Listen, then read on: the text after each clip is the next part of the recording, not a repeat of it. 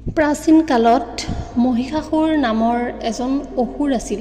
তাৰ ৰূপ আছিল আধা মানুহ আৰু আধা মহ। মহিষাসুৰ আছিল অতিশয় শক্তিশালী আৰু হিংস্ৰ।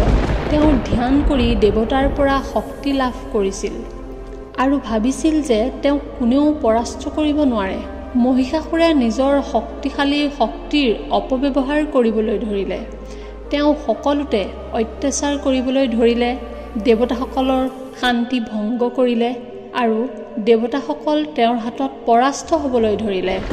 উপায়বিহীন হৈ দেৱতাসকল মহিষাসুৰৰ অত্যাচাৰৰ বিৰুদ্ধে সহায় বিচাৰি ব্ৰহ্মা, বিষ্ণু, মহেশৰ ওচৰলৈ গ'ল আৰু তেতিয়া দেৱতাসকলৰ অৱস্থা বুজি তেওঁলোক তিনিওজনে নিজৰ শক্তি একত্ৰিত কৰি এগৰাকী শক্তিশালী দেৱীৰ সৃষ্টি কৰিলে আৰু তেওঁৱেই হ'ল মা দুৰ্গা।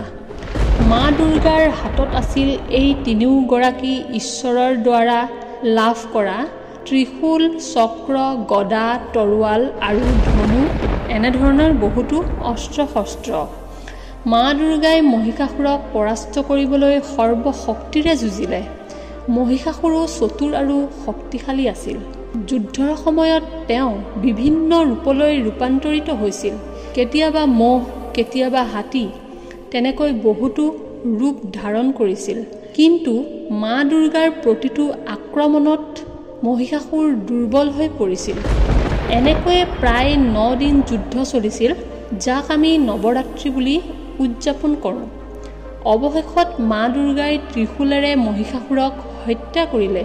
ইয়াৰ ফলত সেই অসুৰৰ মৃত্যুৱে সকলোতে শান্তি আৰু ন্যায় কঢ়িয়াই আনিলে। এই বিজয়ৰ স্মৃতিতে বিজয়া দশমী উৎসৱ পালন কৰা হয়। দুৰ্গা পূজা কেৱল উৎসৱ নহয়, ই আমাক কিছুমান গুৰুত্বপূৰ্ণ শিক্ষাও দিছে।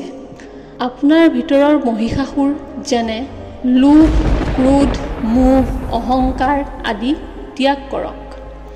মা দুৰ্গাই দি যোৱা বাৰ্তাটো হৈছে, আপুনি যিমানেই বেয়াৰ বিৰুদ্ধে নিজৰ ভিতৰত শক্তি সৃষ্টি কৰিব, সিমানেই আপোনাৰ জয় হ'ব। দুৰ্গা পূজাই আমাক শিকাইছে যে সত্য, ধৈৰ্য আৰু ন্যায়ৰ কাষত থিয় দিয়াটো সদায় গুৰুত্বপূৰ্ণ। অৰ্থাৎ কামনা, ক্ৰোধ, লোভ, মোহ, অহংকাৰ, বেয়া চিন্তা, আনক দুখ দিয়া, কষ্ট দিয়া মহিষাসুৰৰ দৰে। দেৱীয়ে বাহ্যিক মহিষাসুৰক বধ কৰি আমাক শিকাই থৈ গৈছে যে আমাৰ ভিতৰত থকা সেই অজ্ঞান শক্তিও যাতে ধ্বংস হ'ব পাৰে। গতিকে প্ৰিয় বন্ধু বান্ধৱীসকল, আমাৰ ভিতৰত থকা মহিষাসুৰ অৰ্থাৎ কামনা, ক্ৰোধ, লোভ, মোহ, অহংকাৰ, বেয়া চিন্তা, আনক দুখ দিয়া, কষ্ট দিয়া মহিষাসুৰৰ দৰে। দেৱীয়ে বাহ্যিক মহিষাসুৰক বধ কৰিছিল যাতে আমাৰ ভিতৰৰ সেই একেই অজ্ঞান শক্তিও ধ্বংস হ'ব পাৰে।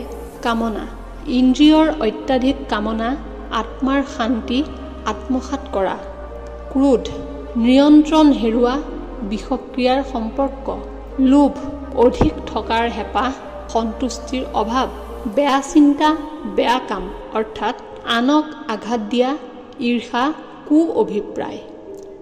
এই কাহিনী বা দুৰ্গা পূজাই আমাক শিকাইছে যে সত্য, ধৈৰ্য আৰু ন্যায়ৰ কাষত থিয় দিয়াটো সদায় গুৰুত্বপূৰ্ণ।